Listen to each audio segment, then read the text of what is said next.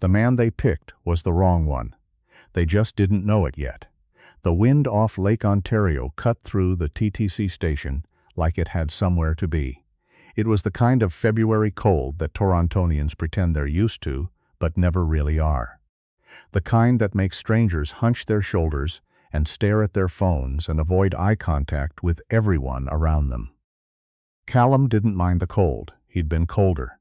Much colder in places he wasn't allowed to talk about. He stood on the platform at Union Station, with his hands loose at his sides and his pack sitting at his feet, and he watched the board flip to show the next Line 1 train arriving in 4 minutes. Beside him, Ranger sat without being told. The German shepherd's ears moved independently of each other, tracking sounds the way a satellite dish tracks a signal. His vest was olive green with a small Canadian flag patch on the left side, and the word surface across the back in block letters. Ranger's eyes never stopped moving. Callum reached down and touched the back of the dog's neck. Just once. Ranger leaned into it for a second, then went back to watching. The platform was busy for a Tuesday afternoon. A woman in a puffy yellow jacket struggled with a stroller and a toddler who kept trying to sit on the floor. 2 university students argued in whispers about something on a laptop screen. An older man in a Leafs toque read a paperback with a cracked spine. Normal, all of it completely normal. Callum picked up his pack when the train came. He let the crowd board first, then stepped on at the far end of the car and found a spot near the back doors. He put the pack between his feet. Ranger sat beside his left knee. They had done this before in other cities, other transit systems. The posture was always the same. Back to the wall. Clear sight lines. 2 exits visible. Old habits. He was on leave. 14 days.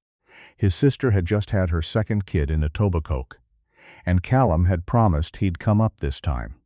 He'd missed the first one. He'd missed a lot of things. This was him trying to be a person again, not just an operator. He was 38 years old, and he was taking the subway to buy flowers and a stuffed giraffe from a shop on Bloor Street, and he was going to hold his new nephew and say something normal to his sister, and none of that required any of the things he knew how to do. He just needed a quiet ride uptown. The train moved. The lights flickered once at St. Andrew, which they always did. Ranger's ear twitched toward the sound of a child crying 3 rows ahead, and then relaxed when it stopped. Callum watched the tunnel walls blur past and thought about what kind of flowers his sister liked. She'd mentioned peonies once. Maybe peonies. They got on at Bloor Yonge. There were 3 of them. Callum clocked them before the doors finished opening. It wasn't anything dramatic. No alarm, no instinct screaming. Just a quiet noting. The way a mechanic notices a sound in an engine that doesn't belong. These 3 moved differently from the people already on the train. They moved like they owned the space before they'd entered it. Like they were arriving somewhere they'd already claimed. The tallest one had a red and black jacket with the hood up, despite being inside. His name, Callum would learn much later, was Troy. He was 22 years old. He had prior charges for assault in Scarborough and 1 weapons charge that had been reduced on a technicality. He was also, at that moment, in a particularly bad mood because of a debt that someone in this city owed his boss, and he had decided that the afternoon commute was a good place to remind people that certain men were not to be kept waiting. The second one, shorter, with a face that seemed permanently fixed in an expression of low-level aggravation, was Kyle. He hung to Troy's left like a shadow that had learned to swagger. He wore a gold chain thick enough to use as a tow cable, and he cracked his knuckles the moment he stepped into the car, surveying the seats with the particular calculation of someone deciding which type of trouble they felt like starting. The third one, Callum barely registered at first. He stayed near the doors. He didn't participate, he just watched, and that told Callum more than the other 2 combined. Troy walked the length of the car slowly, not looking for a seat, looking at people. He said something to a young man in a delivery uniform, and the young man laughed a small, afraid laugh and looked away. Troy kept moving. He stopped when he saw the dog. He said something to Kyle. They came to the back of the car. "That a police dog?" Troy said. Not a question. The tone that dresses itself up as a question but is actually a declaration of proximity. He was standing 2 feet from Ranger, and Ranger had gone very still in the particular way that trained dogs go still when they are deciding what something is. Callum looked up. "No," he said. "Then why's it got that vest on?" "He's a service animal." Troy looked at Kyle. Kyle made a face that meant, "Can you believe this?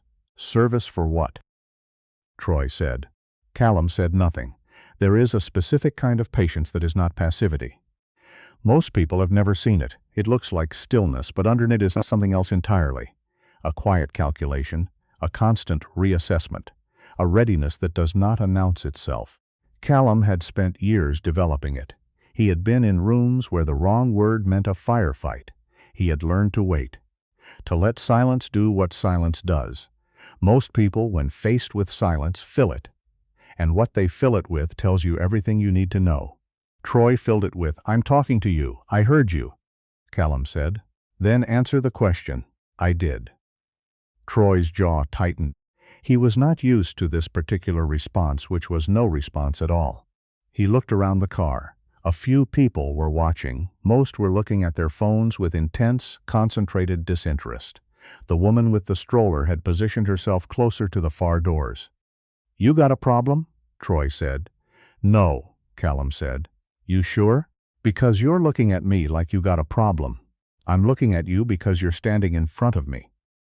Kyle laughed. Troy didn't. Ranger's eyes had not left Troy since he arrived. The dog hadn't moved, hadn't made a sound. But something in his posture had shifted in a way that anyone who knew dogs would have recognized immediately. He was reading the room the same way Callum was. They had worked together for 4 years. They had learned the same things in the same places. Troy crouched down. He reached a hand toward Ranger's face. "Don't do that," Callum said. The words came out flat. No warning exactly. Just information delivered in a register that should have communicated something important. Troy was not in the habit of receiving information delivered quietly by men sitting down. His fingers got within 6 inches of Ranger's muzzle. Ranger didn't snap. He didn't growl.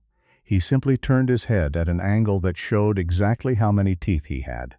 And he held the position with the calm certainty of something that has never needed to prove itself. Troy stood back up. His expression had changed into something harder. "Control your dog," he said. "He's controlled," Callum said. "I said, control him. He's sitting." Troy looked at the people watching. He had an audience, and he knew it, and that was the problem. Because men like Troy could sometimes be reasoned with in private, but almost never in front of witnesses to their own humiliation. He kicked the side of Ranger's haunch. Not full force, a sharp, contemptuous kick, the kind meant to establish dominance without committing to actual violence. Ranger made a sound that was not quite a bark, and not quite anything with a name. He moved 2 inches to the left, and that was all. The car went quiet in a different way than it had been quiet before. Callum stood up. He didn't do it fast. He didn't do it with any theatrics.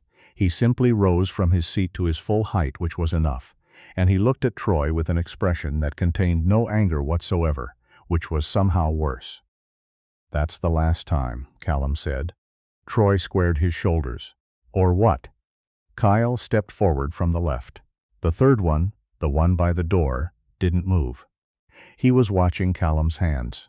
What happened next took 11 seconds. Callum counted them the way he always counted things, not as a habit exactly but as a function, the way a clock counts seconds, not because it wants to, but because that is what clocks do. Kyle moved first, which was a mistake, because he was the closer one, and Callum had already determined that Kyle was the less dangerous of them by a significant margin. 1 motion. Controlled. Kyle's momentum redirected. He went into the pole hard enough to make a sound that caused the woman with the stroller to gasp, and then immediately cover her mouth. Troy swung. Callum wasn't there when the swing arrived. What followed was not a brawl. A brawl involves chaos, uncertainty, the clumsy collision of people who are both scared. This was something else. This was one man who had been doing the other two were attempting since before they were old enough to shave. Callum moved through the space. With an economy that was almost boring to watch, each action the minimum necessary. Nothing added, nothing wasted. 32 seconds after the first punch was thrown, Troy was on the floor of the subway car with his left arm bent behind him in a way that made him breathe in short, careful increments. Kyle was sitting against the doors, holding the side of his head with both hands. The third one, the one Callum had watched most carefully from the beginning, had his palms visible and his back against the window, which was the right choice. Ranger sat where he had been sitting the entire time. He had not moved, he had watched. Someone, near the front of the car, began to clap. Slowly, then faster, and then 3 or 4 other people joined in, and then it became the kind of thing that happens on transit only once in most people's lifetimes, the small eruption of collective relief that sounds like gratitude because that is exactly what it is. Callum didn't acknowledge it. He sat back down. He put his hand on Ranger's back. Ranger pressed into the contact for a moment. The train arrived at the next station. The doors opened. Troy and Kyle were helped off the platform by 2 TTC officers who had been radioed ahead. The third one walked off on his own and said nothing to anyone, which Callum noted. What Callum didn't know yet, what he had no way of knowing, sitting in that subway car with his pack between his feet and his dog beside him, was that the 3 men who had just gotten off the train were not independent problems. They were connected to something. And that something was now aware that something had gone wrong. He got off at Bloor Street and bought the flowers, peonies. Pink ones. Because he remembered right. He took a picture and sent it to his sister with a message that said, "On my way." She sent back 3 pink heart emojis, and then, Ranger better be on his best behavior with the baby. He smiled at his phone and put it back in his pocket and didn't think about the 3 men again. Not yet. The call came at 11:47 that night. He was in the guest room at his sister Nora's place, on a bed that was slightly too soft, staring at the ceiling and doing the thing he always did when sleep was slow, cataloging sounds. The furnace, a car outside, Ranger's steady breathing from the floor mat beside the bed. The number was local. He almost didn't answer. "Mr. Callum Brent?" A voice, professional, clipped. Speaking. "This is Detective Harpreet Sidhu, Toronto Police. I'm sorry to call at this hour. I understand you were involved in an incident on the Line 1 subway this afternoon." "I was. I'd like to speak with you tomorrow. In person. Something has come up related to the individuals involved." A pause that meant something. "What kind of something?" Callum said. Another pause. Longer. "Mr. Brent, those 3 men, they're not from Scarborough. I mean, 2 of them are, technically, but they're connected to someone else. Someone in this city who has been a considerable problem for a considerable amount of time." Sidhu's voice dropped. "Not fear, exactly. Careful. That someone knows what happened on that train. He knows your face. And he has resources that would concern me considerably if I were in your position." Callum was quiet for a moment. "What kind of resources?" he said. He heard Sidhu exhale on the other end of the line. "The kind that include 2 city councilors, a property developer, and at least 1 officer in my own division that I cannot yet name publicly." Callum looked at the ceiling. Ranger lifted his head in the dark, sensing the change in the room the way dogs sense everything. Not through words, but through the frequency of things unsaid. "Okay," Callum said. "Where? When?" The man's name was Victor Ash. He was 54 years old, and he owned 11 properties in the West End, a logistics company in Mississauga, and a restaurant in the Annex that nobody who knew what it really was would ever eat at. He had grown up in a neighborhood in East York that no longer existed in any form he would recognize, and he had left it at 19 with a clarity of purpose that had never wavered in 35 years, which was the only thing Callum could genuinely respect about him. Victor did not get his hands dirty. He had not gotten them dirty in a very long time. He had people for that. He had people for his people.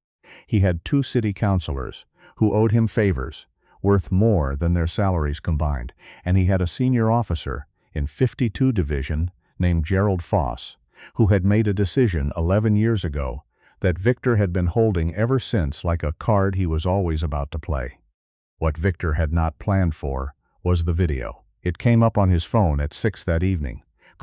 A 15-second clip already at 40,000 views, posted by someone on the train with a username that appeared to be a 17-year-old girl from Oshawa who had captioned it. The dog didn't even flinch. Eindig dag. Toronto Ethechi dog dad. Victor watched it 3 times. The man in the clip moved like Noah had seen in 35 years of watching people who knew how to move. Troy was face down on the floor in the first 3 seconds. Victor knew what that meant. He didn't know exactly what it meant, but he knew what it looked like. He made a call. By 9 o'clock he knew the man's name. By 10, he knew about the leave. The sister in Etobicoke, the dog's registration. By 11 he knew what Callum was. Most people, when they find out who the stubble problem with, become cautious. Victor's caution lived in a different register than most people. His caution said, "This becomes a problem only if it is allowed to develop into a problem. So don't allow that." He made a second call. What he had not anticipated, what Victor Ashe had not factored into a calculation, that he had been running correctly for over 3 decades, was that the detective who contacted Callum that night had been building a case against Victor for 2 years, and that she had been waiting for something exactly like this. And that she had a provocation, a visible incident, something that moved into the open, something with a witness and a video and a face. Sidhu met Callum the next morning at a coffee shop on College Street that she'd chosen specifically because she knew Gerald Foss had never been there. She was direct. Callum appreciated that. She laid out what she had. Victor's network. The counselors, their names were Rhonda Tessier and Barry Culp, and both had been receiving payments funneled through a numbered company in Vaughan since 2019. Foss. The logistics company, which was a front for distribution. She had 2 years of work and she was close, but close in the way that mountaineers sometimes die close to the summit. Near enough to see the top, but not far enough along the ridge. "I need something solid," she said. "Something that holds up. I've got financial trails that require 3 levels of forensic accounting to follow. Juries don't follow 3 levels of forensic accounting. I need something that walks." "What does that have to do with me?" Callum said. She looked at him steadily. "They'll come for you, if not for retribution, then to tie off the thread. Troy and Kyle work for Victor. They were collecting from someone on that train. You interrupted that. You're visible now. The video." She slid her phone across the table. The clip had 230,000 views. Victor will want this resolved quietly and quickly, which means he'll send someone.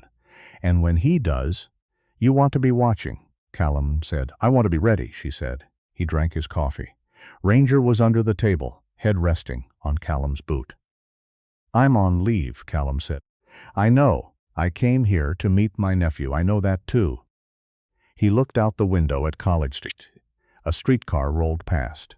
2 teenagers on the sidewalk were taking pictures of Ranger through the glass. Ranger ignored them. "What are you asking me to do?" Callum said. "Stay visible," Sidhu said. "Go about your leave. If they move, I need to know the moment they move. And I need you in one piece when they do." It was not the kind of request he could walk away from, not because of any obligation, not because of what he did for a living, but because he looked at Sidhu and saw someone who had been doing the right thing carefully and patiently for 2 years in a system that had been corrupted from the inside. And he understood that particular kind of endurance better than most people alive. "All right," he said. "There is a specific type of man who mistakes patience for weakness, who sees stillness and reads it as absence, who confuses the quiet between storms for the end of weather entirely. It is a mistake that tends to be educational when it is made in front of the right person. Victor sent 2 men to Nora's building on the second night. They weren't the same as Troy and Kyle. These 2 were professionals. Not in the same sense Callum was, but serious, careful, trained in the way that people who have never been through actual training understand the word. They came in a gray sedan and parked half a block down and sat there for 90 minutes before they moved. Callum was watching from the corner with a cup of coffee he'd bought an hour ago and let go cold. Ranger was beside him. They had been there for 2 hours. Sidhu had 2 plainclothes officers on the street. She had a warrant for Victor based on wiretap evidence collected 6 weeks ago. Enough to bring him in, but not enough, she'd calculated, to hold him through what his lawyers would do to it. She needed the whole picture. The 2 men from the gray sedan walked toward the building entrance. Callum stepped out of the doorway. "Hey," he said.